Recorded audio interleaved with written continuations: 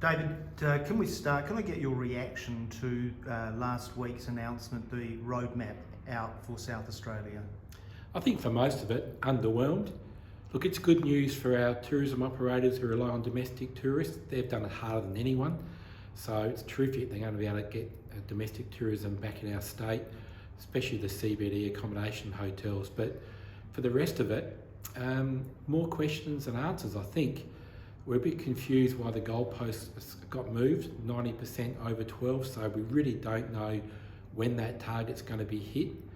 What restrictions will and won't remain hasn't been properly articulated. We're really worried about the compulsory vaccination side of things because we have no clarity, so venues need to be able to plan for that should they go down that route. We need plenty of lead-in time for that, no suggestion in regard to that. So underwhelmed and more questions than answers. At the press conference, the Premier made it clear he wanted to work with industry to get the best possible outcome, and not surprisingly, we've jumped on that and speaking now to the right people about getting the right result, but there's still a lot of work to be done to get the outcomes we desire. And that feeling that almost that the bar has been raised, that there's a higher hurdle that you have to get over now. Absolutely. It was always about 70% and 80%. 70%, 80% over 16. Suddenly, out of nowhere, it's 90% over 12. Certainly no one's seen the advice that supports that, but we're going to be the victim because there's obviously, we know about the anti-vaxxers, but there's just people who are just complacent. They've just got no interest. 75% of people have either had no income reduction or an increase in income through COVID. So for them, getting vaccinated is on their terms, where for us, we're desperate. We're relying on those people. It's an uncomfortable business model. David, it's Friday, we're in the city, it's deathly quiet. You can get a car park in the side streets, which is unheard of. So something needs to be done, but there seems to be a very cautious approach from the public service. Yeah, totally risk averse. And in the height of the pandemic, we sort of understood that. We didn't like it, but we understood it.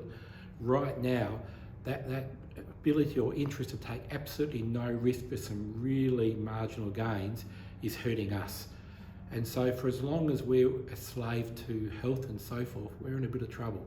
So it's time for the public service to understand that maybe the greatest risk of all is to take no risk. And there's mental health fallout out of this, there's a whole range of other issues. But at the moment, the public service who are controlling the agenda seem quite happy to get around to doing things, making decisions eventually. Meanwhile, the clock's ticking rapidly on our Christmas season. So it is time for the public service to show some genuine empathy for our needs. Not something we normally concern ourselves with because they're not traditionally the decision makers.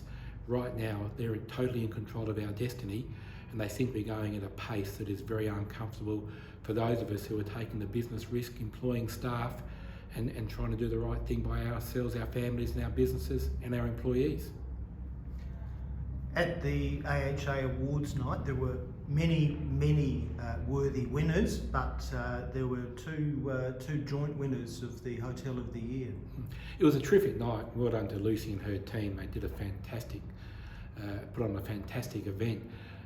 The Marion and the Bridgeport are just two jewels in our crown. What the Bridgeport's done for tourism and the society in that area is out of this world.